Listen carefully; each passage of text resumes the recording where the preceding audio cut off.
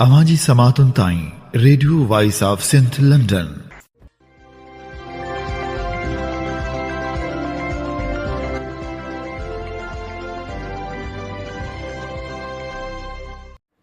अवीं ॿुधी रहिया आहियो radio Voice of Sindh London.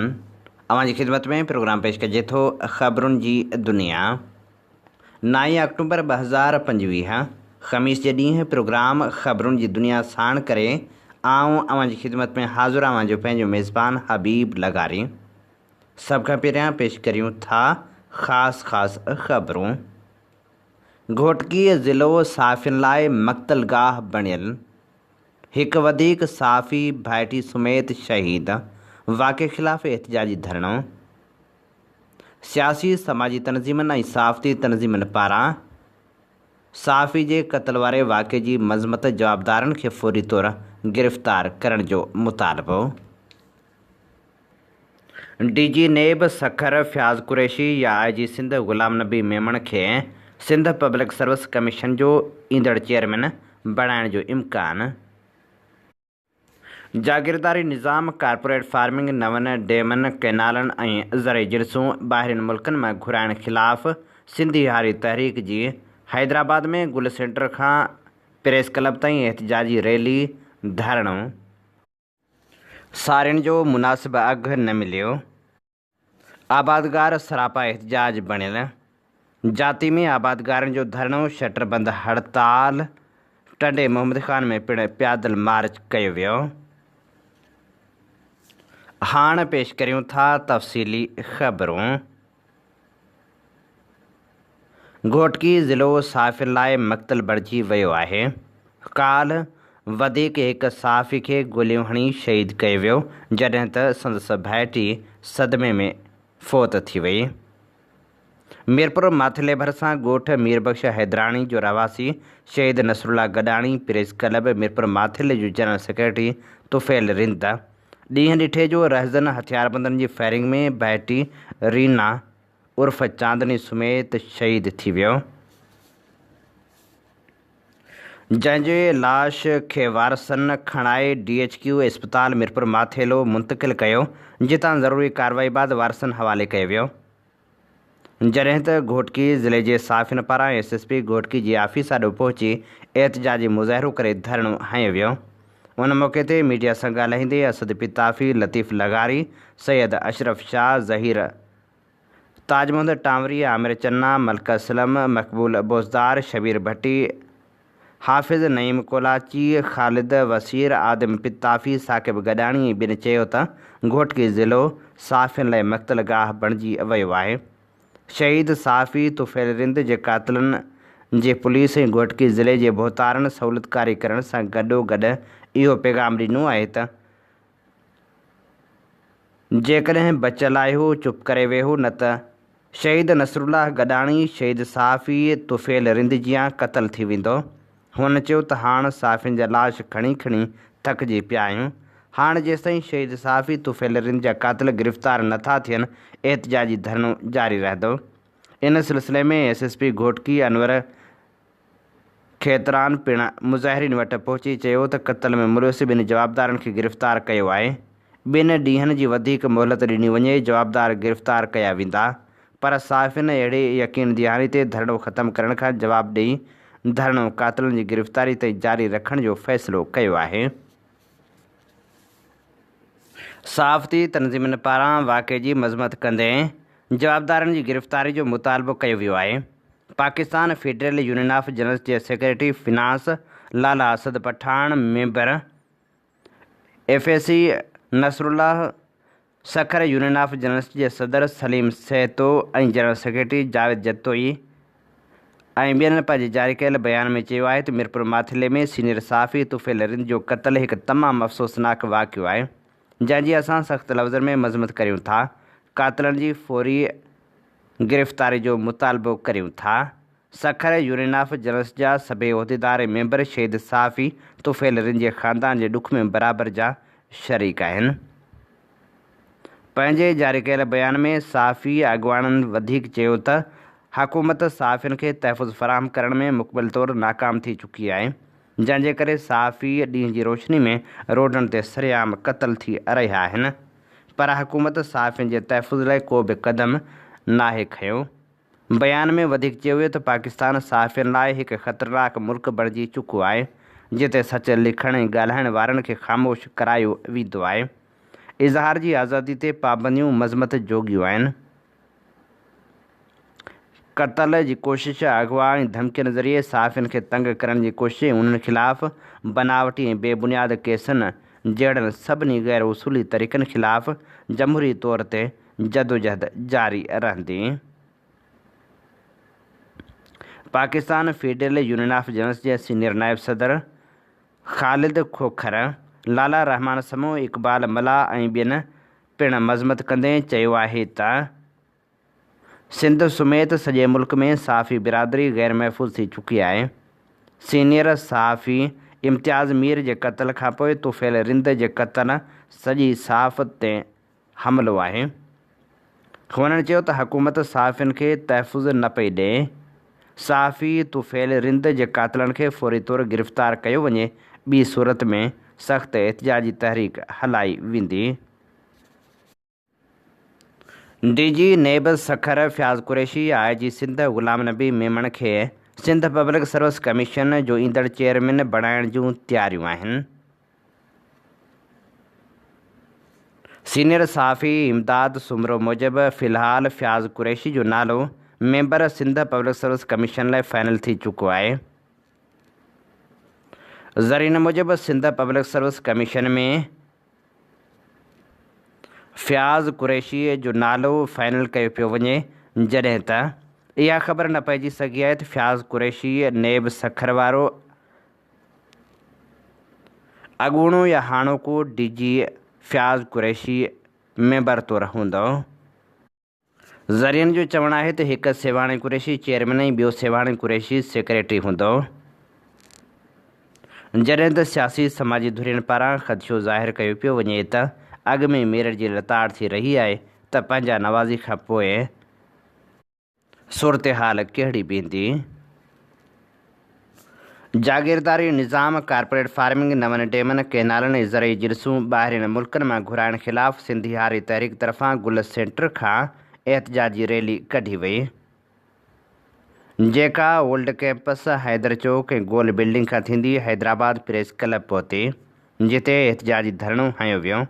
Rally जी अॻुवाणी अवामी तहरीक जे मरकज़ी सदर एडवोकेट वसंत थरी, सिंधी हारी तहरीक जे मरकज़ी सदर ग़ुलाम मुस्तफ़ा चांडियो, सिंधियाणी तहरीक जी मरकज़ी सदर उमरा समूह, अवामी तहरीक जे मरकज़ी सीनियर नायब सदर नूर अहमद कातियार, सिंधी हारी तहरीक जे मरकज़ी जनरल सेक्रेटरी दरिया ख़ान ज़ौर, डॉक्टर दिलदार लगारी, इस्माइल ख़ास खेली, ख़ालिक गंदरो, डॉक्टर मारवी सिंधु, सभानी डाहिरी, हुसना राहूजो ऐं ॿिया करे रहिया हुआ। उन मौक़े ते कारपोरेट फार्मिंग ज़रिए ज़मीन तां कब्ज़ा ख़तमु करणु, ज़रई सुधारा आणे जाकिरूं टोड़े ज़मीनूं बेज़मीन हारियण ऐं हारियण में विरहाइण जूं करारदादूं पिणु मंज़ूरु कयूं वियूं। सारियुनि जो अघु 4000 रुपया फ़ी मण मुक़ररु करणु, हारियुनि खे हारी कार्ड ॾियण जा मुतालबा पिणु कया विया। टेनेसी एक्ट बाबति सिंध हाई कोर्ट जे फ़ैसिले ख़िलाफ़ सिंध हुकूमत तरफ़ां सुप्रीम कोर्ट में दाख़िल कयल अपील जी मज़मत कई वई ऐं चयो वियो त पीपल्स पार्टीअ जे जागीरदारनि जी हुकूमत खे अदलिया तरफ़ां हारियुनि खे मिलंदड़ तिर जेतिरो बि रिलीफ बर्दाश्त नथो थिए।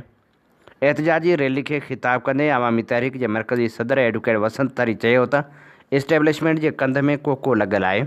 जनरल अयूब वन यूनिट मढ़े क़ौमी वहदतनि जी सुञाणप ख़तमु करण जी साज़िश कई, जंहिंखे सिंध जी अवाम बदतरीन शिकस्त ॾिनी ऐं हाणे 27वीं आइनी तरमीम जे ज़रिए नवनि सूबनि जे नाले में सिंध जी वहदत खे टोड़े कराची खे अलॻि सूबो ठाहिण जी साज़िश कई वई आहे। हुक्मराननि खे ॿुधाइणु चाहियूं था त सिंध सिंधी माण्हू जो हज़ारे सालनि खां वतन आहे, जंहिं ख़िलाफ़ साज़िश कंहिं बि सूरत में सिंध जो अवाम बर्दाश्त न कंदो। हुन चयो त सिंध विरहाइण जी साज़िश में नवाज़ लीग सां पीपल्स पार्टी जी क़यादत शामिल आहे। पीपल्स पार्टी इक़्तिदार जी लालच में मरियम नवाज़ जी पंजाब सरकार खे चोलिस्तान कैनाल ठाहिण जी मंज़ूरी ॾेई छॾी आहे। 8 जुलाई 2024 ते सदर ज़रदारी जी सदारत में सदारती हाउस में थियल इजलास में पीपल्स पार्टी सिंध जो सौदो करे चुकी आहे। सदर आसिफ ज़रदारी चोलिस्तान केनाल जी मंज़ूरी ॾेई सिंधी क़ौम सभु वेसा घाती कई। वसंत थरी चयो त पंजाब जी वज़ीर आला तरफ़ां सिंधु दरिया जे पाणी ते कब्ज़े करण जा साम्बाहा पीपल्स पार्टी तरफ़ां ग्रीन पाकिस्तान ऐं कारपोरेट फार्मिंग मनसूबनि जी हिमायत जो नतीजो आहिनि। पीपल्स पार्टी ॿेटनि जी केनालनि वारे मसइले ते बि सिंधी क़ौम सां डबल गेम करे रही आहे। इरसा तरफ़ां पाणी जी खोट डिक्लेयर करार ॾियण खे अंगनि अखरनि जी हेराफेरी करार ॾींदे हुन चयो त इरसा हर साल पाणी जी खोट डिक्लेयर करे सिंध खे 91 जे ठाह मूजिबि पाणी नथी ॾिए, जेतोणीकि 91 जो ठाह हिकु तरफ़ो आहे। पंजाब तरफ़ां ज़ोरी ज़बरदस्ती मढ़ियल आहे, पर पंजाब जे हुक्मरान तरफ़ां उन ते बि अमल नथो कयो वञे ऐं 91 जे ठाह बदिरां टेरुखी फार्मूले तहत पाणी जी विरछ करे सिंध जो हिसो पंजाब खे ॾिनो पियो वञे। मथां वरी अहिड़ी सूरत हाल में इरसा वाधू पाणी हुअण जो जवाज़ ॼाणाए पंजाब खे 9 केनालनि जा सर्टिफिकेट कहिड़नि बुनियादनि ते जारी करे रही आहे। हुन मुतालबो कयो त इरसा अंग अखर जी हेराफेरी बंदि करे ऐं 91 जे ठाह मूजिबि सिंध खे पाणी ॾिनो वञे। NFC एवार्ड ऐं रेवेन्यू बदिरां आबादी जे बुनियाद ते विरछ करे 3 सूबनि जा वसीला पंजाब हुकूमत जे हवाले कया वञनि था। NFC एवार्ड जी विरछ वारो तरीक़ेकार पंजाब जी मुआशी बालादस्ती क़ाइमु रखण जी साज़िश आहे। मथां वरी NFC में सूबनि जो हिसो घटाए मुल्क जी समूरी कमाई वफ़ाक़ जे नाले में पंजाब जे हवाले करण जी साज़िश कई पई वञे। वसंत थरी चयो त मुंहिंजो पाणी मुंहिंजी मर्ज़ी, मुंहिंजा पैसा मुंहिंजी मर्ज़ी जा नारा हणंदड़ 3 सूबनि जे वसीलनि ते कब्ज़ो करे वेठा आहिनि। सिरैकी वसेब खे तबाह ऐं बर्बाद करे लाहौर में शहनशाहियत क़ाइमु कई वई आहे। सिंध जो पाणी मुकमल तौरु बंदि करे सिंधु दरिया कारपोरेट फार्मिंग कंपनियुनि खे विकिरो करण लाइ नवां केनाल ऐं डैम ठाहिण जी साज़िश कई आहे, पर सिंधी क़ौम अॻु में रेफरेंडम ॾेई चुकी आहे। अॼु बि रेफरेंडम ॾिए थी ऐं हुकूमत खां पुछे थी त बिलावल शहबाज़ मरियम वाज़ह कराए ऐलान केनाल खपई या पाकिस्तान। सिंधी हारी तहरीक जे मरकज़ी सदर ग़ुलाम मुस्तफ़ा चांडिए ख़िताब कंदे चयो त सिंध सरकार हारियुनि ख़िलाफ़ ज़मींदारनि जी हिमायत में सुप्रीम कोर्ट में अपील कई आहे। सिंध हुकूमत टेनेंसी एक्ट मुतालिक़ सिंध हाई कोर्ट जे फ़ैसिले खे चैलेंज करे हारी दुश्मनी जो सबूत ॾिनो आहे। पीपल्स पार्टी हारियुनि ख़िलाफ़ अपील दाख़िल करे साबित कयो आहे त पीपल्स पार्टी जागीरदारनि जी नुमाइंदा ऐं हारियुनि जी कट्टर दुश्मन पार्टी आहे। हुन चयो त सिंध हुकूमत जेको बेनज़ीर हारी कार्ड मुतारिफ़ करायो आहे सो हारी कार्ड न पर हारी कार्ड जे नाले में ज़मींदारी कार्ड आहे, जेको खातेदार ज़मींदारनि खे ॾिनो पियो वञे, जॾहिं त सिंध जे लखें हारियुनि वटि त पंहिंजी ज़मीन जो टुकड़ो बि कोन्हे। पोइ उहे ज़मीन जो खातो किथां आणे कार्ड हासिलु कंदा। हुन चयो त पंजाब सरकार सिंध जो पाणी चोराए थी। सिंध समेत 3 सूबनि जे वसीलनि ज़मीननि ऐं थाणनि ते पंजाब जी हुक्मरानी जो कब्ज़ो आहे। वफ़ाक़ी सरकार जे नौकरियुनि में पंजाब जी अक्सरियत आणे क़ाइदे आज़म जे पाकिस्तान खे क़त्ल करे रंजीत सिंह जो पंजाबिस्तान बणायो वियो। गिलगित में बि SIFC तहत ग्रीन टूरिज़म जे नाले में कब्ज़ागिरी कई पई वञे। हुन मुतालबो कयो त साड़ियुनि जो अघु 4000 रुपया ऐं कणक जो अघु 5000 रुपया मुक़ररु करे उन ते सख़्ती सां अमल करायो वञे। सिंधियाणी तहरीक जी मरकज़ी सदर उमरा समो चयो त सिंध जा हारी ऐं हारियाणियूं बुनियादी इंसानी सहूलियतुनि खां महरूम आहिनि। हुन चयो त पीपल्स पार्टी जी हुकूमत हारियुनि ते वधीक ज़ुल्म करे रही आहे। हुन ऐलान कयो त जल्द सिंधियाणी तहरीक तरफ़ां ज़बरदस्त एहतिजाजी रैली कढी वेंदी। जागीरदारी निज़ाम, कारपोरेट फार्मिंग, नवनि डैमनि, केनालनि ऐं ज़रई जिन्सूं ॿाहिरियुनि मुल्कनि मां घुराइण ख़िलाफ़ सिंधी हारी तहरीक तरफ़ां निकितल एहतिजाजी रैली में मुख़्तलिफ़ करारदादूं मंज़ूर कयूं वियूं। करारदाद मंज़ूर कंदे चयो वियो त पाकिस्तान हिकु ज़रई मुल्क आहे ऐं ज़राइत मुल्क जी मईशत लाइ करंघे वारी हॾी वारो किरदारु अदा करे थी। ग़लत पॉलिसियुनि सबबि ज़राइत तबाह ऐं हारी आबादगार फाका कशी जो शिकार आहिनि। हारी दुश्मन हुकूमत पहिरीं पाणी जी हथरादो खोट करे अंबनि ऐं केलनि जा बाग़ तबाह कया। फेबरवरी मार्च महीननि में पाणी जी शदीद खोट करे कणक ऐं भाॼियुनि जे फसलनि खे कापारी धकु रसाए वियो। मथां वरी नाक़स पॉलिसियूं ठाहे कणक टमाटे बसर ॿाहिरां घुराए हिते जे थोरी घणी लहंदड़ फसल खे सेठ माफ़ियाउनि जे हवाले कयो वियो, जंहिंसां हारी ऐं आबादगार खे तमामु वॾो नुक़सानु खणणो पियो। मुआशी लिहाज़ खां पिणु आबादगार तबाह थी विया आहिनि। करारदाद मंज़ूरु कंदे मुतालबो कयो वियो त सिंध जे हारियुनि खे फसलनि जा मुनासिब अघ ॾिना वञनि। सॼे मुल्क में ख़ासि करे सिंध मां जागीरदारी ऐं सरदारी निज़ाम मुकमिल ख़तमु कयो वञे। ज़रई सुधारा आणे जागीरूं टोड़े ज़मीनूं हारियुनि में विरहायूं वञनि। उन सां गॾु सिंध में मौजूदु सरकारी ज़मीननि तां धारियुनि ऐं भोतारनि जा कब्ज़ा ख़ाली कराया वञनि। ज़मीनूं बेज़मीन मक़ामी हारियुनि ऐं हारियाणियुनि में विरहायूं वञनि। सिंधु दरिया ऐं उन जे भरतू नदियुनि ते अॾियल समूरा डेम ऐं तोसा पंजनंद ऐं चिश्मा जहलम जहिड़ा समूरा धाड़ियल वाह ऐं केनाल ख़तमु कया वञनि। सिंधु ते नवां डेम ऐं केनाल ठाहिण जी मनसूबाबंदी करे मुल्क में माहौलियाती तबाही आणे 7 करोड़ सिंधियुनि जी नस्लकशी जी साज़िश कंदड़ मुल्क दुश्मन, माहौल दुश्मन ऐं इंसान दुश्मन क़ुवतनि ख़िलाफ़ आइन जे आर्टिकल 6 तहत कार्रवाई कई वञे। सिंध जो हारी बाशूर अवाम कंहिं बि हालत में सिंधियुनि, बलोचनि, सराइकियुनि ऐं ॿियनि क़ौमनि जे ज़मीननि ते कारपोरेट फार्मिंग जे नाले में कब्ज़ो थियणु न ॾींदो। असां सिंध जा हारी मुतालबो था करियूं त कारपोरेट फार्मिंग जहिड़नि अवाम दुश्मन ऐं मुल्क दुश्मन मनसूबनि खे फ़ौरी तौरु ख़तमु कयो वञे। क़ौमी अवामी तहरीक जे सरबराह अयाज़ लतीफ़ पलीजे चयो आहे त 27वीं आइनी तरमीम सिंध जी वहदत ख़िलाफ़ थी त क़बूल न कई वेंदी। तेल, गैस, कोयले, बंदरगाह ऐं मैदनियात सिंध जी मिल्कियत आहिनि। फुलुट जा कानून जोड़ण बंदि कया वञनि। वसीला हुजण बावजूदि सिंध में सभ खां वधीक गुरबत, बेरोज़गारी ऐं बदहाली आहे। सिंध जो मुआशी क़त्ल ऐं वसीलनि जी फुलुट बंदि कई वञे। मुल्क में हुकूमतूं तब्दील थियनि थियूं पर निज़ाम तब्दील नथो थिए, जंहिं ज़रिए पाकिस्तान मुसलसल बहराननि जो शिकार आहे। हर दौर में मुल्क नाज़ुक हालतनि जो शिकार रहे थो। अयाज़ लतीफ़ पलीजे वधीक चयो त मौजूदा हुकूमत ख़राब हुक्मरानी जो तसलसल साबित थी आहे। नवाज़ लीग ऐं MQM पीपल्स पार्टी सां इख़्तिलाफ़ भले न बेरियनि पर सिंध जी वहदत खे निशानो न बणायो वञे। पंहिंजे जारी कयल बयान में अयाज़ लतीफ़ पलीजे वधीक चयो त सारियुनि जा अघ किराए, आबादगारनि जो मुआशी क़त्ल बंदि कयो वञे। सिंध हुकूमत हथ वठी ज़राइत खे तबाह करे रही आहे। हर फसल ते तमामु घणो ख़र्च थिए थो पर जॾहिं सारियूं कमंद ऐं ॿिया फसल लहनि था त उन जा अघ किराए, आबादगारनि ऐं हारियुनि खे बदहाल बणायो वञे थो। फसलनि जा अघ घटाइण बदिरां मुनासिब कया वञनि त जीअं ज़राइत पेरनि ते बीही सघे। IMF जी हिदायत ते मुआशी पॉलिसियूं न जोड़ियूं वञनि। मुआशी पॉलिसियूं अवामी मुफ़ादनि वारियूं जोड़ियूं वञनि। सिंध जा आबादगार सारियुनि जा अघ घटाइण ख़िलाफ़ सरापा एहतजाज बणियल आहिनि। जाती में सारियाल जो बम्पर फसल मार्केट में अचणु शर्ती कारखानेदारनि ऐं मिल मालिकनि मिली भगत करे अघ घटाए छॾिया आहिनि। अघ घटाइण वारे अमल ख़िलाफ़ ज़मींदार एक्शन फोरम जे सॾ ते जाती शहर में मुकमिल शटरबंद हड़ताल कई वई। हड़ताल बाद एहतजाजी मुज़ाहिरो पिणु कयो वियो, जंहिंजी अॻुवाणी आदल लगारी, हाजी यूसुफ मेमण, ज़ुल्फ़कार तुर्क, अकबर बाखो, रज़ाक थईम ऐं ॿिया करे रहिया हुआ। नटण उस में धरणो हणी सख़्त नारेबाज़ी कई वई।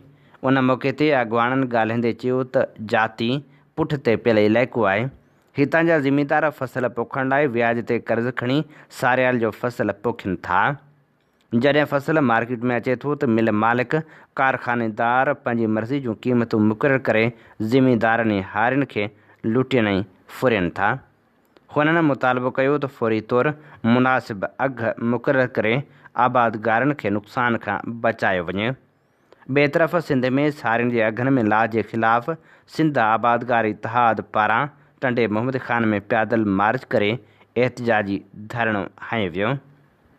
पैदल मार्च जी अॻुवाणी सिंध आबादगार बोर्ड जे मरकज़ी सदर नवाब ज़ुबैर टालपुर, पीर अशफाक जान सरहंदी, इंजीनियर अब्दुल हक ज़ौर, मीर ज़फ़रुल्लाह टालपुर, मोहम्मद शरीफ़ निज़ामाणी, अब्दुर्रज़ाक अबड़ीजो, मियाँ शादाद ऐं ॿिया करे रहिया हुआ। उन मौक़े ते हुन जो चवणु हो त कमंद ऐं कणक जे बहरान खां पोइ हाणे सारियुनि जे अघनि में लात करे हथरादो बहरान पैदा कयो वियो आहे। सारियुनि जे फसल जी पैदावार घटाइण बजाए सरकार उन में आबादगारनि खे ॿिज भाण जी सहूलियत फ़राहम करे ऐं अघनि में लाथ जो नोटिस वठे। हुननि मुतालबो कयो त हर फसल जा मुनासिब अघ मुक़ररु कया वञनि त जीअं आबादगारनि खे नुक़सानु न पहुची सघे। बदीन में कारखाने वारनि पारां सारियुनि जो अघु 3400 मां घटाए 2200 रुपया फ़ी मण मुक़ररु करणु ऐं गैर क़ानूनी कटौतियुनि ख़िलाफ़ SDP ज़िले सदर शाहनवाज़ सियाल जी अॻुवाणी में UC यूसुफ शाह बुखारी में एहतजाजी धरणो हंयो वियो, जंहिंमें सियासी समाजी अॻुवाननि वॾे अंग में शिरकत कई। बाद में इंतज़ामिया सां ॻाल्हाइण लाइ सूमर ॾींहुं DC बदीन सां मुलाक़ात जो फ़ैसिलो कयो वियो। SDP अॻुवाननि ख़बरदार कयो त जेकॾहिं कारखाने वारनि हिकाटी ख़तमु न कई ऐं मुनसिफ़ाणो अघु मुक़ररु न कयो त ॿीहर वॾो एहतजाजी धरणो हंयो वेंदो। दड़ो भरिसां सिंधु दरिया जे कोटालमो ऐं सुरजाणी बंद ते एशियन वर्ल्ड बैंक जे ताउन सां अरबें रुपयनि जे हलंदड़ कम में नाक़स मटीरियल जो इस्तेमालु, मुबैना करप्शन ऐं गैर मयारी कम थियण जो इंकशाफ़ साम्हूं आयो आहे। एशियन वर्ल्ड बैंक जे अरबें रुपयनि जे मनसूबे में नाक़स पत्थर ऐं मिटी जो थी रहियो आहे। इलाइक़े वासियुनि जो चवणु आहे त बंद जी ऊचाई लाइ मिटी ॿाहिरां खणण बदिरां किनारनि मां कढण करे बंद वेतर कमज़ोर थियण जो ख़दशो आहे। इस्तेमालु थींदड़ पत्थर सबबि इम्कानी पाणी चाढ़ जी सूरत में सीपेज या रूणियूं पवण तोड़े घारे पवण जो इम्कानु पिणु मौजूदु आहे। हुननि मुतालबो कयो त फौरी तौर ते गैर मयारी कम जी जांच कराई वञे त सभु हक़ीक़तूं साम्हूं अची वेंदियूं। कराची में सिंधी ॿोली जे नामियारे शाइर सिंधी अदबी संगत शाख लाखा जे सेक्रेटरी मोहम्मद अमीन सुमरो लाखाई जे फ़र्ज़ंद मेराज अमीन सुमरो ते तेज़ाब हारण जो वाक़ियो पेश आयो आहे। तीन-हटी तलवार वट मार्टर क्वार्टर कराची में दुकानदारी कंदड़ मेराज अमीन ते राति देर सां हेलमेट पातल नामालूम माण्हू तेज़ाब जी थैली मुंहं में उछलाईंदे फ़रार थी वियो। तेज़ाब लॻण जे करे मेराज अमीन ज़ख़्मी थी पियो, जंहिंखे इस्पताल मुंतक़िल कयो वियो आहे। सिंध तरक़ी पसंद पार्टी जे चेयरमैन डॉक्टर कादिर मक्सी सां ठटे ऐं दादू ज़िले जे अॻुवाननि ऐं सीनियर कारकुननि मुलाक़ात कई। मुलाक़ात दौरान मुख़्तलिफ़ तनज़ीमी ऐं सियासी मामलनि ते ख़्यालनि जी ॾे वठि कई वई। उन मौक़े ते डॉक्टर कादिर मक्सी ॻाल्हाईंदे चयो त सिंध अंदरि वधंदड़ बुख, बेरोज़गारी, बदअमनी ऐं समाजी बुराइनि जा ज़िम्मेवार हुक्मरान आहिनि। मनशात सिंध जे नसल खे तबाह करे छॾियो आहे ऐं अफ़सोस सां चवणो थो पवे त मनशात फ़रोशनि खे चूंडियल निमेदनि ऐं करप्ट कामरनि जी सरपरस्ती हासिलु आहे। डॉक्टर कादिर मक्सी वधीक चयो त सिंध जे आबादगारनि जो मुआशी क़त्ल कयो पियो वञे, ज़राइत खे तबाही जे किनारे ते पहुचायो वियो आहे। सारियुनि जे आबादगारनि खे मुनासिब अघु न मिलण सबबि वॾो नुक़सानु थी रहियो आहे। ज़रई दवाऊं, ॿिज भाण जा अघ आसमान सां ॻाल्हाए रहिया आहिनि। सिंध जे अवाम खे हाणे सुजाॻ थियणो पवंदो ऐं करप्ट हुक्मराननि मां पंहिंजी जान छॾाइणी पवंदी। अवाम खे पंहिंजे वोट जो सही ऐं बाइख़लाक़ इस्तेमालु करणो पवंदो, जीअं त सिंध खे जागीरदार तबिके ऐं करप्ट हुक्मरान जी गिरफ़्त मां आज़ादु करायो वञे। डॉक्टर कादिर मक्सी वधीक चयो त वफ़ाक़ी इक़्तिदारी पार्टियुनि खे सिंध जे मसइलनि सां को वास्तो नाहे। उन्हनि खे रुॻो कुर्सी ऐं इक़्तिदार सां मतिलबु आहे। PP सिंध खे सिर्फ़ु वोट जी मंडी सम्झे थी ऐं खेसि सिंध जे हक़ीक़ी मसइलनि सां का दिलचस्पी नाहे। हुन वधीक चयो त SDP कारकुननि खे अवाम दोस्त ऐं समाज लाइ मिसाली किरदारु अदा करणो पवंदो, जीअं अवाम सां संदन ॻाढापो वधीक मज़बूत थी सघे। सिंध तरक़ी पसंद पार्टी पारां कंदकोट में म्यूनिसिपल इंतज़ामिया ऐं CMO ख़िलाफ़ एहतजाज जारी रखियो वियो। एहतजाज में SDP कश्मीर जे ज़िले सदर अकरम बाजकाणी, जीवन सब्ज़ोई, ग़ुलाम हुसैन डाहाणी, इमदाद खोसो ऐं ॿियनि वॾे अंग में शिरकत कई। वारह में दहशतगर्दी ख़िलाफ़ SUP अॻुवाननि दुकानदारनि सां मुलाक़ात कई। डॉक्टर मज़हर मुग़ल, डॉक्टर मोहब फिलपोटो, वक़ार रज़ा चोलियाणी, हफ़ीज़ कोरी, ख़ालिद हुसैन कल्होड़ो ऐं ॿियनि मुलाक़ात करे फ़ौरी तौर जवाबदारनि जी गिरफ़्तारी जो मुतालबो पिणु कयो। पार्टी अॻुवान चयो त दहशतगर्दी जा वाक़िया सिंध जे अमन ऐं भाईचारे ते हमिलो आहिनि। हुकूमत फौरी तौरु वाक़े में मुलविस अनसरनि खे गिरफ़्तार करे सज़ा ॾिए। अॻुवाननि वधीक चयो त सिंधी अवाम पुरअमन आहे ऐं दहशतगर्दी ऐं ख़ौफ़ जी सियासत ॾाढो कॾहिं बि न झुकंदो। मीरो ख़ान भरिसां अफ़सोसनाक वाक़ियो पेश आयो। ॻोठ मीराणी चांडिया में ग़ुलाम मुस्तफ़ा उर्फ़ मुस्तू राहूजो पंहिंजी घरवारी 8 ॿारनि जी माउ खे बेनज़ीर इनकम सपोर्ट प्रोग्राम जा पैसा न ॾियण ते बंदूक जा फायर करे क़तल करे छॾियो। जवाबदार पंहिंजी ज़ाल खां बेनज़ीर इनकम सपोर्ट प्रोग्राम जी मिलियल क़िस्त जा पैसा घुरिया हुआ। पैसा ॾियण खां इनकार ते जवाबदार कावड़ में अची मंज़ूरा राहूजो मथां बंदूक जा फायर कया। राणीपुर भरिसां government primary school Saindas Solanki में बदिली थी वियल उस्ताद अञा ताईं मुक़ररु न थी सघियो।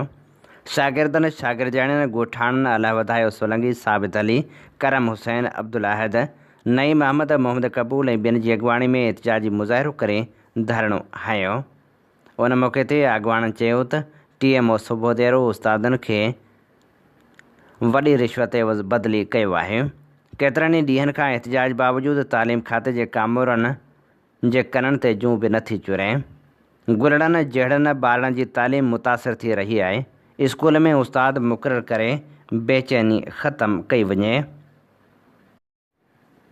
वाबडा मुलाज़िमनि जा डिस्कोज़ जी इम्कानी निजकारे ख़िलाफ़ सिंध जे मुख़्तलिफ़ शहरनि में एहतिजाजी मुज़ाहिरा। वाबडा जे मुलाज़िमनि ब्लैक आउट जी धमकी ॾेई छॾी। वाबडा हाइड्रोक इलेक्ट्रिक वर्कर यूनियन तरफ़ां सखर लाड़काणी मिठी टंडे अलहियार ऐं जेकमाबाद दादू कंदकोट टंडे आदम मोरे मेहड़ कुनरी राणीपुर ऐं सेवण में एहतिजाजी मुज़ाहिरा कया। एहतिजाजनि दौरान मुलाज़िमनि जो चवणु हो त वाबडा कंपनियुनि जी निजकारी कंहिं बि सूरत में क़बूल न कई वेंदी। हुकूमत मुलाज़िमनि खे ज़ोरी बरतरफ़ करे संदनि ॿारनि खे नौकरियूं न ॾेई ऐं पघारनि में ग़ैर मुनसिफ़ाणो फ़र्क़ु बरक़रार रखी मसइला वधाए रही आहे। अॻुवाणनि मुतालबो कयो त भर्तियूं फौरी तौरु बहाल कयूं वञनि।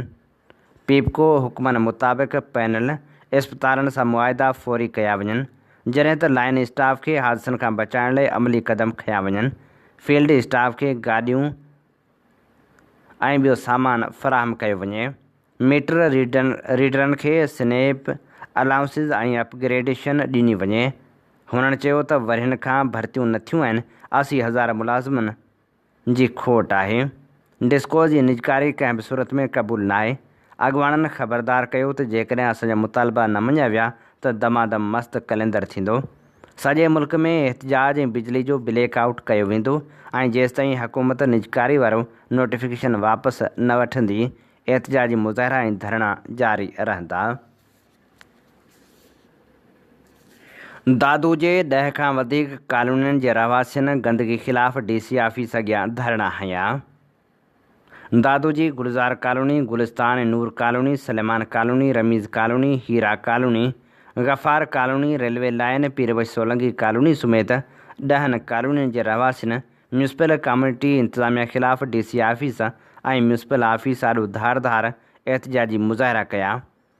अॻुवाणनि इंसाफ़ कंबराणी, आमिर पंवर, एजाज़ सोलंकी ऐं ॿिनि दायो त 6 महीननि खां सफ़ाई न थियण सबबि गंदो पाणी रोडनि रस्तनि ते बीठल आहे। हाणे घरनि में दाख़िल थी रहियो आहे। केतिरनि ई महीननि खां म्यूनिसिपल ऑफिस जा चकर काटे रहिया आहियूं पर को बि ॿुधण वारो नाहे। म्यूनिसिपल कमेटी जे कामरनि ख़िलाफ़ DC दादू खे पिणु शिकायतूं कयूं आहिनि। हुननि चयो त गंदो पाणी घरनि में दाख़िल थियण सबबि घर ढहण जो ख़दशो वधी वियो आहे। हुननि मुतालबो कयो त फौरी तौरु सफ़ाई कराई वञे। ॿी सूरत में एहतिजाजी तहरीक जो दाइरो वधायो वेंदो। लाड़काणे में PTLF बदिलियुनि ऐं मुक़ररनि ख़िलाफ़ एहतिजाजी मुज़ाहिरो कयो। एहतिजाजी मुज़ाहिरे जी अॻुवाणी मोहम्मद असलम डीढड़, अशफाक अहमद धामरा, इरशाद अली तुनियो ऐं ॿिया करे रहिया हुआ। उन मौक़े ते अॻुवाणनि चयो त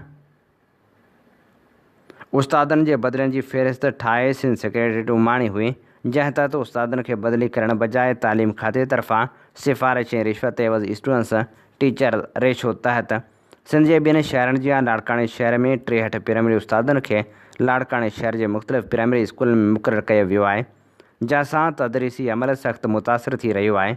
असीं अहिड़े अमल खे गैर क़ानूनी सम्झूं था। असां मुतालबो था करियूं त उस्तादनि जे बदिलनि लाइ सिंध सेक्रेटरीट ॾांहुं उमाणियल स्टूडेंट्स टीचर रेशो जे तहत मुक़ररियूं ऐं बदिलियूं कयूं वञनि ऐं नई फ़हिरिस्त जोड़ी वञे। हीअ असीं अवां जी ख़िदमत में पेश करे रहिया हुआसीं ख़बरूं। इन्ही ते प्रोग्राम ख़बरुनि जी दुनिया जो वक़्तु पुॼाणी ते पहुचे थो। पंहिंजे मेज़बान हबीब लगारी खे ॾींदा इजाज़त। जेॾहिं पेर तेॾहिं ख़ैर। अवां जी समातुनि ताईं radio Voice of Sindh London.